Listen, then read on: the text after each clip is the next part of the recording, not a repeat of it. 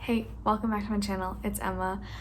I'm so silly. I literally just got finished filming and like signing off of last week's vlog that you will have already seen if you watched it because it's up on my channel. But I was just sitting there and I was like, oh goodness, I want to extend it and I want to talk more and have more reading vlog in my own life, so consequently there's now more reading vlog in your life because I thought I would just continue on this vlog. It is still Friday, October 9th, is it, or something like that, but I felt like I had so much more to say specifically about Phantom that I just want to keep talking. I didn't want to shut up. So we're here. I don't know how long I'm gonna continue this vlog for. I might split it in half again. I might not. This might be a whole weekly vlog. I don't know yet. We're gonna find out. But regardless, it is around almost 5 o'clock on Friday evening. And I thought I would just come back and chat some more about Phantom of the Opera because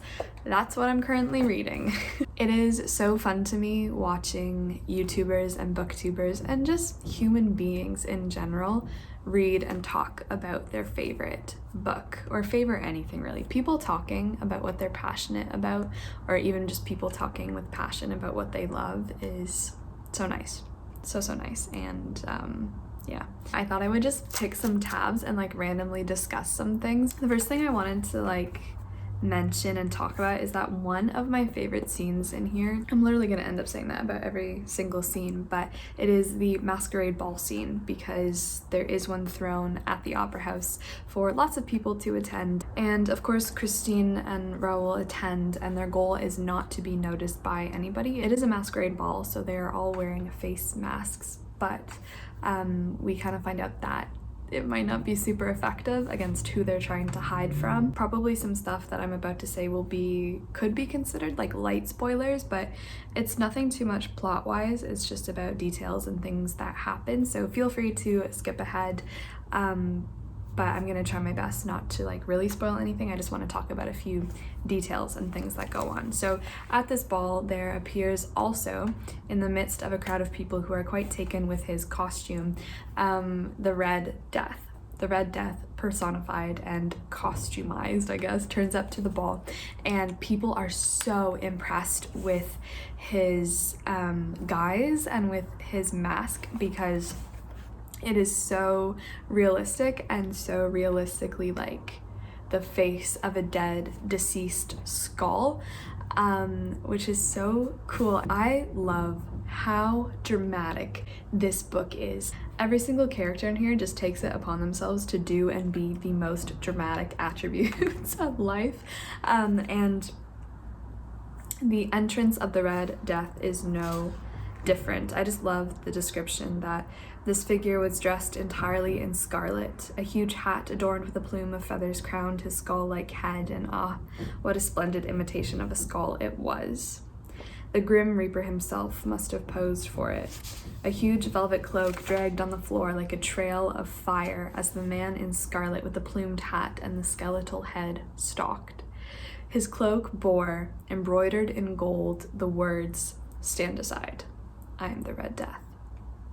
I just love how extra. I love it. I love it. I love it so much. I mean, if you're scamming someone for 240,000 francs a year, you have to put it to good use, but I love it so much. Something else that I marked down is Raoul notices at the masquerade ball when he gets a bit closer to Christine and they take their masks off that she's been missing for a few days and she's back now, but in that short time that she was missing, her face has transformed so drastically. It now has huge dark circles. She's now deathly pale, and her eyes are deep dark wells with terrible doleful shadows. And I love the parallel there between Christine's face and the transformation that it has undergone from her absence, and kind of what her face might now be mimicking and taking on the aspects and description of the person which she was with during the time she was missing. I love that mirroring and that, like, I don't even know what to call it. It's so creepy, so disturbing, and like the effect that like her missing days had on her and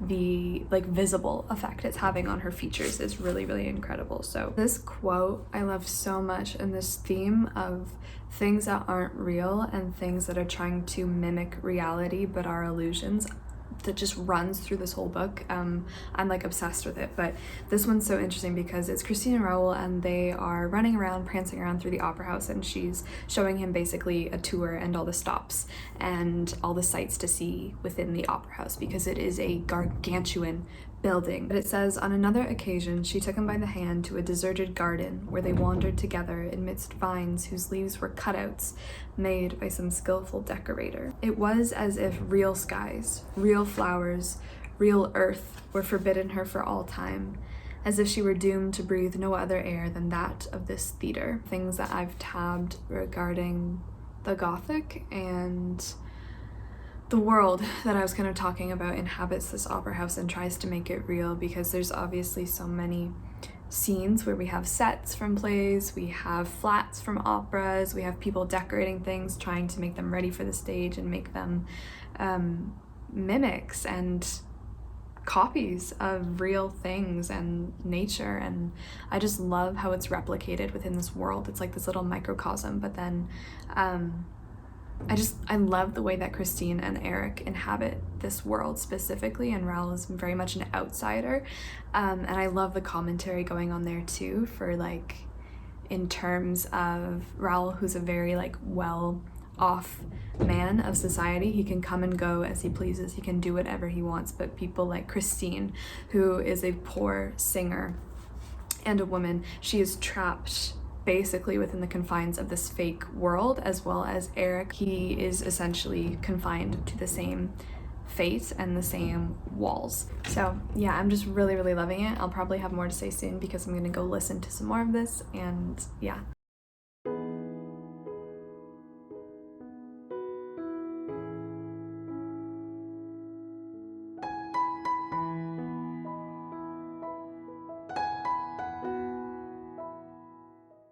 Hey, so it is the weekend now, and like I said, I did decide to continue on with this vlog just because I wanted to. But it's around noonish, I think, right now. I just sat down to film a very, very big book haul, but it's also a really nice day today, so I want to make sure to get outside, go for a walk. I have a lot more to talk about with Phantom of the Opera.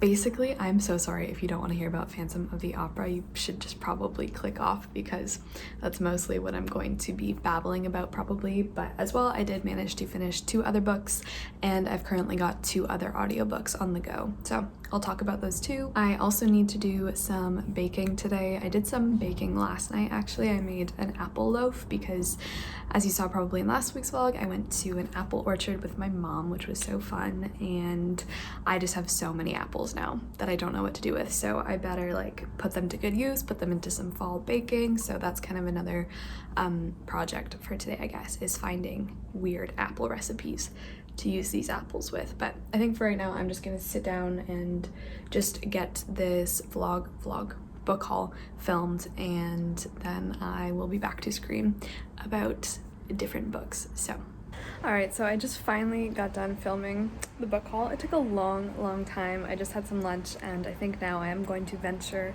outdoors because it's a beautiful day. Let me show you the trees.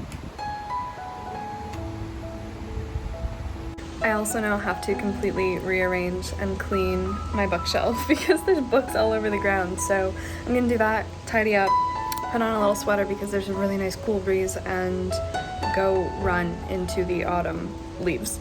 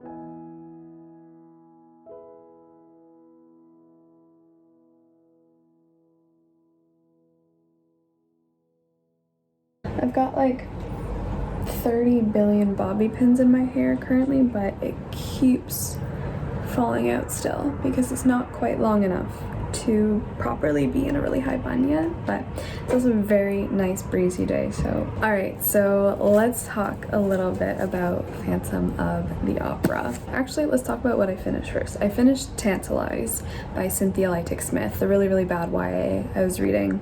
Gave it 1 star. I do intend to make a video about it because like it was bad, but it made me laugh so much. It was so bad that like it was so funny. It was so funny. I also finished an essay, quite a short essay, yesterday, a couple days ago. It is the very famous little essay called "We Should All Be Feminists" by Chimamanda Ngozi Adichie, and it was just so good. I loved it. It was really great. I kind of wish, I don't know, I'm so interested in reading the rest of her works, and I know she's got a lot of really good ones, but I kind of wish this essay had just been longer because I really loved her writing. It was so clear, so concise, so to the point, and just really like good. I really liked it, and I would love to get into her novels now because that was kind of my starting point for getting into her work. So yeah, pretty happy about that. I also had to start one of the audiobooks that I was trying to hold on to until the DA Halloweenathon started. However, it's looking like it's gonna be due before I'm gonna be able to read it for the readathon, so I started it now, and that is The Doll Factory by Elizabeth McNeil. I'm loving it. Oh, there's so many elements I'm just adoring. So with The Doll Factory, it's really, really good. It's got all the elements of stuff that I love in it. It's a book set in 1850, and it deals loosely with some historical fiction aspects, namely the pre-Raphaelite Brotherhood, as well as the Great Exhibition in London, and just a whole host of things. So we're following principally like 3 people. We have Iris and her sister Rose, and they both work at a doll factory. A place that makes dolls to commemorate both living children and dead children. Like, one of the creepier and kind of morbid Victorian aspects is that you could decide to have a doll made for your dead child to kind of take on the embodiment of your child who's missing, and it would be in the likeness of your child. So that's where Iris and Rose work, creating these dolls, painting them, sewing their hair in, putting on their outfits, stuff like that. We're also following a man called Silas, and he works at quite a similar profession, although this time he is working to prepare dead animals to showcase them and sell them as baubles and trinkets and jewelry. For example, he makes butterfly wing necklaces, he makes strange stuffed and taxidermied creatures to be sold as like artifacts and models for painters to use when they're painting, which segues really nicely into kind of the third person we're following, Louis. And he's not a real man, but there are like real people who were in the pre-Raphaelite Brotherhood, the very famous school of painting that emerged in the Victorian period, composed of people like Dante, Gabriel Rossetti, Millais, Waterhouse, Ford Madox Brown, and just a lot of people like that. It's really interesting seeing how these 3 people's lives intertwine through like art and obsession and painting and kind of creating models of dead things. It's really interesting. I think it's getting really, really creepy because Silas, we have a hawk, and I don't know if he lives on the roof. I think it's a whole family of hawks, actually. I hear their cry all of the time, but it just flew so close by the window. Wow, that's amazing. But yeah, like I said, it's getting really creepy because Silas is not really in his right mind, and his obsession with creating these beautiful things and these kind of statues of death is really starting to haunt the whole novel and other people within it. So it's really, really creepy, but it's also full of just so many aspects of the Victorian novel that I love. I love how spooky it is. I love all the mentions of everything. I love reading about society and what's going on, and it's just so interesting. I'm really, really liking it. I didn't really have like a good idea if I was gonna like this book when I got into it or not, but I'm really happy that I'm enjoying it this much. So that's the audiobook that I'm currently listening to. My hair fell out, but we're back. Okay, one of the last things I think I want to talk about is like this other quote from Christine. She just has a lot of great stuff in this book, but she's talking about music, and she says, "I listened, beleaguered and pitifully crushed by those gigantic chords which made suffering divine. Ascending from the abyss, they gathered all of a sudden into a prodigious, threatening swarm, soaring into the heavens and circling higher and higher like an eagle towards the sun. Listening to that triumphant symphony which seemed to set the world ablaze, I understood that the work had reached its apotheosis, and that hideousness, soaring on the wings of love, had dared to face beauty." It's just so good. I think I've mentioned before, but I love so much what is being played around with in terms of music and the power of music and the transfiguration and the transformations and the changes that music can bring about in a person, a setting, a feeling, a thought. It's just so powerful, music in general. But wow. Another thing I've been keeping like kind of track of is the hysteria and the paranoia and this fear of like ghosts and how reality might not be what everyone in the book thinks it is. And then eventually it's so fascinating seeing Raoul, who thinks he's like so sane and has a clear concept and a clear picture of reality and what's going on, eventually succumb to this crazy fear of everything that's going on. So he is back at home in his apartment at his house with his brother, and he's lying awake in bed. There's also so much between waking and dreaming and being asleep versus actually being present in like reality, and like there's so much that the reader is just left with and can't figure out, and it's so good, and it makes you part of the detective aspect of this detective novel, and it's so good. But he says, what should I believe or not believe in this fantastic tale? Where does reality end? Where does fantasy begin? What was it she saw? What was it she thought she saw? And what did I myself see? So there's just like so much questioning of everything that's going on, and I love it. I love it. So it's going great. I don't know what my last thing for this is going to be, but that is Phantom.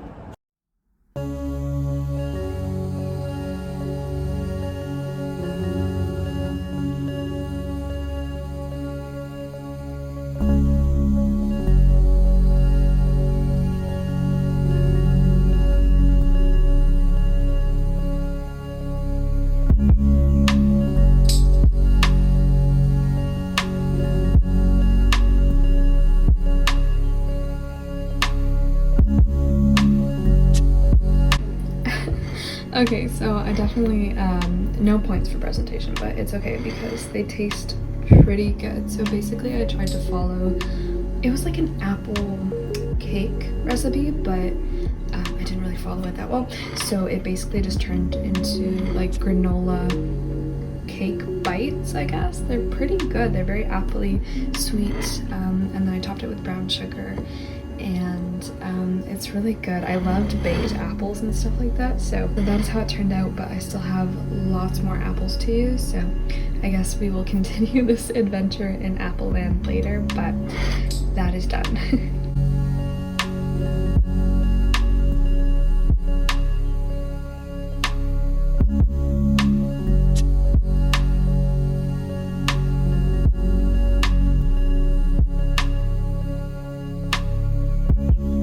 So it is Monday now, and I realized I never closed off this vlog, so I just wanted to do so. As you will see, I also moved things around, but I'm about to start a new video, so I guess you'll see that next time. But before I close up this vlog, I just wanted to quickly show some book mail that I got because I'm too excited about it to wait until next time. This first one that came does not have a note with it, so please, if you are the very kind person who sent me this book, let me know either in the comments or message me on Instagram, because I would love to just thank you personally. But regardless, thank you so much, whoever you are. This is actually a recommendation from you guys as well, and that is The Alienist and Other Stories of 19th Century Brazil by Machado de Assis, which I'm really excited about.